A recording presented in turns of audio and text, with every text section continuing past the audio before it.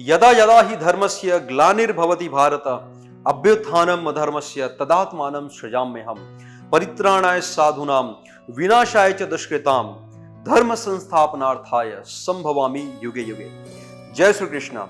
आप सभी का स्वागत है अद्वैत एजुकेशन में। मैं आपका होस्ट और दोस्त तरुण आज स्पेशली आपके लिए लेकर आया हूं श्री कृष्ण जी से संबंधित कुछ विशेष बातें, क्योंकि आज हमारा पूरा देश मना रहा है जन्माष्टमी का यह उत्सव।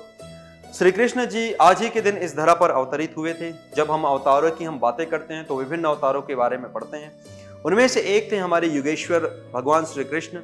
इनकी यदि हम बातें करते हैं तो बहुमुखी प्रतिभा के धनी थे। इनकी बहुत सारी बातें, बहुत सारी चीजें आपको लगातार प्रेरित करेंगी अगर ध्यान से आप इनके बारे में देखेंगे, सुनेंगे, जानेंगे, समझेंगे।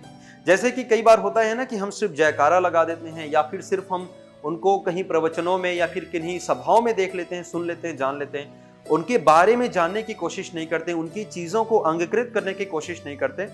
लेकिन हमको उनकी जो चीजें जो उन्होंने दी हैं, जो शिक्षा उन्होंने दी हैं, चाहे वो आप किसी भी रिलीजन के हो, किसी भी धर्म के लोग क्यों ना हो, उनकी शिक्षाओं को यदि आपने ग्रहण कर लिया, बेसिकली जितने भी हमारे जो स्कॉलर्स हुए हैं, पुराने हमारे जितने महापुरुष जो हुए हैं, उनका मुख्य उद्देश्य था समाज को एक नई दिशा देना। समाज को जो बुरे लोग जो थे उनको हटाकर, उनको खत्म करके अच्छे लोगों को लेकर आना। क्योंकि श्लोक मैंने जो स्टार्टिंग में कहा उसका निहित यानी कि उसका जो भावार्थ था, जो उसमें निहित था, वो भी वही चीज था, यानी कि धर्म के स्थापना करना। धर्म मतलब वो रिलीजन या फिर वो संप्रदाय नहीं जो कि आजकल सो कॉल्ड लोग अपने आप को कहते हैं कि हम धार्मिक लोग हैं। नहीं, वैसा नहीं।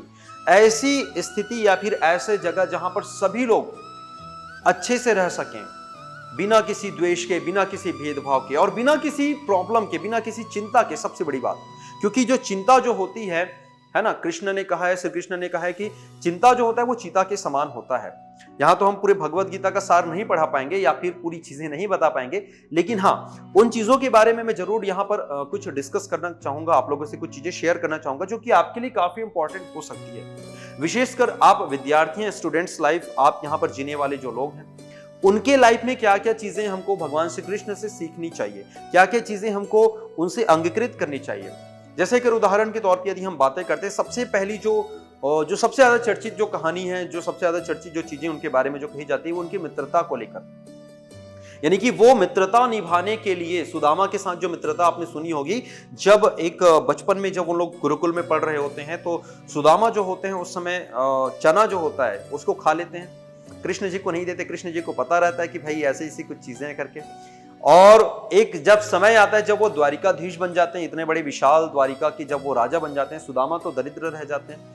लेकिन जब वो आते हैं वापस वहां पर, फिर भी उनकी जो आवा भगत जिसको हम बोलते हैं, यानी कि उनके सम्मान में वो किसी भी प्रकार की कमी नहीं करते, क्योंकि उनको पता रहता है कि वो मेरे मित्र हैं। और ना ही केवल सुदामा, बल्कि अर्जुन की भी जब हम वहां पर हम बातें करते हैं, पांडवों की जब हम वहां पर बातें करते हैं, तो वहां पर भी वो मित्रता निभाते हैं।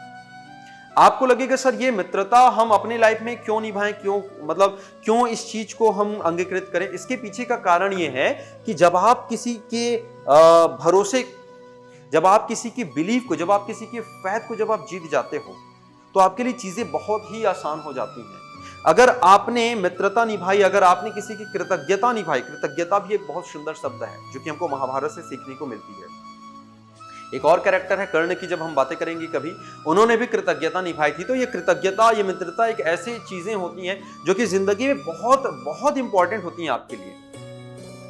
अगर मैं बातें करता हूं श्री कृष्ण जी की, तो एक और जो बात है, उनकी खासियत है, वो है धैर्य, यानी कि उनके अंदर का जो पैशंस है। आपने सुना होगा कि श्री कृष्ण जी को शिशुपाल ने इतने बार गालियां दी। मतलब आप समझिए, इतने बड़े युगेश्वर हैं जिनके हाथ में सुदर्शन चक्र घूमता है, जो पूरी नारायणी सेना अपने साथ लेकर चलते हैं। चाहते तो एक बार में उनका जो सर है धड़ से अलग कर सकते थे, लेकिन 99 बार वो गाली सुनते हैं। उतना सामर्थ्य होने के बाद, उतने उनके अंदर शक्ति, उतने उनके अंदर ताकत, क्षमता होने के बावजूद वो सुन रहे हैं, सह रहे हैं। धैर्य, मुझे नहीं लगता कि इससे ज्यादा मोटिवेशन आपको श्री कृष्ण जी से कहीं और मिलेगा। वो धैर्य जो होता है ना, उतना बड़े पावरफुल होने के बाद वो धैर्य रखे हैं। हम स्टूडेंट्स या हम जो लोग होते हैं, थोड़े से बात को लेकर हम चिंतित हो जाते हैं, थोड़ी सी चीज में बहुत जल्दी हम लोग पैनिक हो जाते हैं। हर चीज हमको बहुत जल्दी चाहिए होता है, हमारे अंदर धैर्य नहीं होता, हमारे अंदर पैसेंस नहीं होता। आप समझिए यार, वो भगवान श्री कृष्ण है, वो धैर्य रखें। 100वीं गाली देने के बाद ही उसका जो है सर जो धड़ से अलग करते हैं, मतलब 99 गाली तक सुन रहे हैं, वो चाहते तो पहली गाली में भी वो उनका जो सर धड़ से अलग कर सकते थे, लेकिन उन्होंने समय लिया, उन्होंने समझा, उन्होंने उनको मौका दिया, क्योंकि ये जो परिचायक था, ये जो एग्जाम्पल था, वो था धैर्य का। धैर्य का एक और एग्जाम्पल मैं आपको समझाऊंगा। शायद लोग पढ़ते तो हैं लेकिन उस चीज को फील नहीं कर पाते। लाइक मैं महाभारत की मैं बातें करता हूं। महाभारत की अगर आपने कहानी सुनी होगी, पढ़ी होगी, देखी होगी, समझी होगी, लोगों को लगता है कि महाभारत के जो उत्तरदायी थे, कराने के लिए जो रिस्पॉन्सिबल थे, वो श्री कृष्ण जी थे। लोगों को ये धारणा जो है ये सरासर गलत है। ये मैं बताता हूं, जैसे कि कई दफा आपने सुना होगा जब गांधारी उनको श्राप देते कि तुम्हारे कारण ही सारी की सारी चीजें हुई। मेरे दोस्तों, यदि आप ध्यान से देखेंगे तो आपको एक चीज समझ आएगा। महाभारत में एक पर्व है, जैसे अपन जब रामायण वगैरह देखते हैं तो वहां पर कांड होता है, वैसे यहां पर पर्व होता है। पर्व मतलब अलग अलग भागों में इसको बांटा गया है। आपने देखा होगा कर्ण पर्व, भीष्म पर्व, ऐसे होता है शांति पर्व। और कहा यह भी गया है कि यही है गीता का उपदेश, महाभारत है शांति संदेश। ये शांति का संदेश है। ये कोई लड़ाई करने के लिए आपको आतुर नहीं करता। ये नहीं बोलता कि आप लड़ाई करिए, ये नहीं बोलता कि आप वार करिए, ये नहीं बोलता कि आप किसी को मार दीजिए। महाभारत तो आपको सिखाता है शांति। आप बोलेंगे सर ये शांति कैसे? तो आपने सुना होगा कि श्री कृष्ण जी उसी दौरान शांति दूत बनकर गए थे। लड़ने की जो इच्छा थी ना, अगर आपको उनका एक डायलॉग, यदि आपको उनका एक मोनोलॉग याद आ रहा होगा, तो वो कहते हैं कि तुम कौरवों और पांडवों को लड़ने की इतनी जल्दी क्या है? मतलब तुम लोग एक दूसरे के रक्त के प्यासे क्यों हो? और ये सही बात था। दुर्योधन के खेमे वाले भी लड़ने को आतुर थे, कर्ण भी लड़ने को आतुर था, अर्जुन के खेमे से भी लोग लड़ने को आतुर थे। भीम ने तो प्रतिज्ञा ले रखी थी कि भाई मैं तो दुर्योधन उसके दुशासन के लहू से, छाती से मतलब खून पीऊंगा, ऐसा वैसा बहुत सारी चीजें आपने देखी होंगी, सुनी होंगी। कृष्ण जी अंतिम समय तक चाहते थे कि लड़ाई कैसे भी टल जाए। 5 गांव का प्रस्ताव लेकर जाते हैं। वो सोचो मतलब कितने नीचे स्तर तक वो मतलब उनसे समझौता कर रहे हैं। नीचे इन द सेंस कितने झुक रहे हैं वहां पर जाके। वो उतने बड़े युगेश्वर होने के बावजूद हम में क्या होता है, हम लोगों में थोड़े से कुछ हम जब पा लेते हैं, कुछ थोड़ा सा जब हम बन जाते हैं, थोड़ी सी हमारी प्रतिष्ठा क्या हो जाती है, हम 7वें आसमान पे उड़ने लगते हैं। थोड़ा सा हमारा नाम क्या हो जाता है, हम 7वें हमको लगता है कि हमसे बड़ा तो, हमसे छोटा तो कोई है नहीं,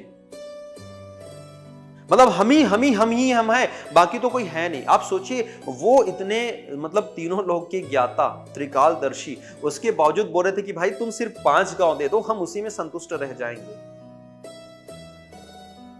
हम बैठ खुशी से खाएंगे, परिजन पर असी न उठाएंगे, तुम दो केवल 5 ग्राम, रखो अपनी धरती तमाम। याद करो रश्मि रथी जो एक कविता लिखी गई है रामधारी सिंह दिनकर के द्वारा, उसमें ये लाइन भी कही गई है। लेकिन फिर भी लोगों को समझ नहीं आया, फिर भी उन्होंने नहीं समझा, बोले कि नहीं हमको तो लड़ाई चाहिए। उसके बाद भी जब लड़ाई हो रहा था तो लोग कहते हैं कि इन्होंने छल से जीता है। भाई छल नहीं कहते, उसको कूटनीति कहा जाता है। और जब ऐसा आपने सुना होगा है ना, जब घी सीधी उंगली से नहीं निकलती तो उंगली आपको टेढ़ी करनी पड़ती है। ट्रेडिशनल मेथड से अगर कोई चीजें आपको नहीं मिल रही हैं तो आपको कुछ ना कुछ दूसरा मेथड अपनाना ही पड़ेगा।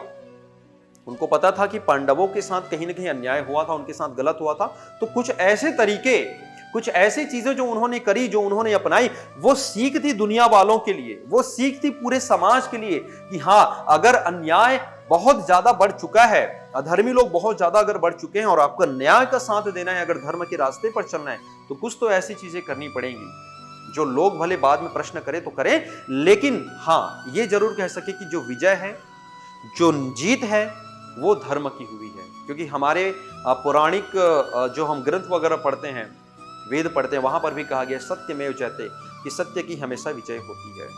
तमाम ऐसे और उदाहरण आपको देखने को मिलेंगे जब वो हमेशा लोगों को मोटिवेट करते थे। कहते हैं ना कि इतने बड़े बड़े मोटिवेटर, इतने बड़े बड़े आपके प्रेरणादायक है, लेकिन श्री कृष्ण जी मुझे नहीं लगता कि उनसे बड़ा कोई मोटिवेटर होगा।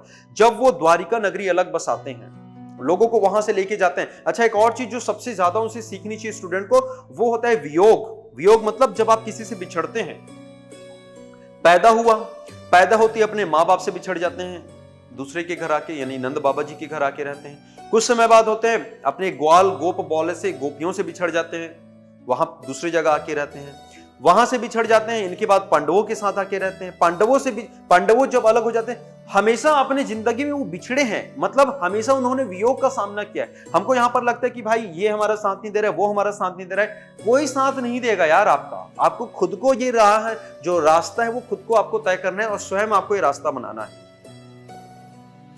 श्री कृष्ण जी के तमाम बातें, भजन, उनके माखन चोरी की घटनाएं और भी बहुत सारी चीजें हम सुनते पढ़ते आए, लेकिन मैं चाहता हूं कि इस जन्माष्टमी आप लोगों को वो सारी की सारी चीजें मिले। वो तमाम चीजें जो श्री कृष्ण के अंदर समाहित हैं, वो आप सीखिए। आप, मैं ये तो नहीं बोलूंगा कि आप साक्षात उनके जैसे बन पाएंगे या फिर आप बिल्कुल उनके जैसे कर पाएंगे, लेकिन अगर उनके पूरे एक रूप का केवल एक पॉइंट भी यदि आपने सीख लिया, निष्काम कर्म गीता का सबसे बड़ा सिद्धांत जिसकी हम बातें करते हैं, कहते हैं कि आप केवल अपने कर्म करते चलिए, आपको किसी भी फल की इच्छा नहीं होनी चाहिए। इस लाइन को बहुत कम लोग समझ पाते, बोलते सर बिना फल की इच्छा के कोई काम कैसे करेगा? क्यों नहीं करेगा? जब हमारा जो शरीर होता है, हमारे शरीर में इतनी सारी इंद्रियां हैं, कर्मेंद्रियां हैं, ज्ञानेंद्रियां हैं, ये जब बिना परमिशन के काम करती है तो फिर आपको किसी परमिशन की नीड क्यों है? और वैसे भी आपके सोचने या ना सोचने से कोई चीज रुक तो नहीं जाएगा। जो चीज यदि होनी है वो बिल्कुल होकर रहेगी। नदियां अगर बह रही हैं तो बिल्कुल फ्लो करेंगी। अगर आग का धर्म है जलाना तो बिल्कुल जलाएगा। वैसे आपका जो धर्म है, आपका जो ध्येय है, आपका जो ध्यान है, अगर आप स्टूडेंट हैं, आप विद्यार्थी हैं, तो आपका ध्यान केवल और केवल पढ़ाई में होना चाहिए। आप करते चलिए, आप कंटिन्यू करते चलिए, सफलता निश्चित ही आपको मिलेगी। अगर हम बताना चाहें तो ये वीडियो है बहुत ही लंबा हो जाएगा। मतलब ऐसा है कि बोलते हैं ना कि हरि अनंत हरि कथा अनंता करके, तो हरि की जो तो कथा है यार बहुत ही मतलब अनंत ही है सच में।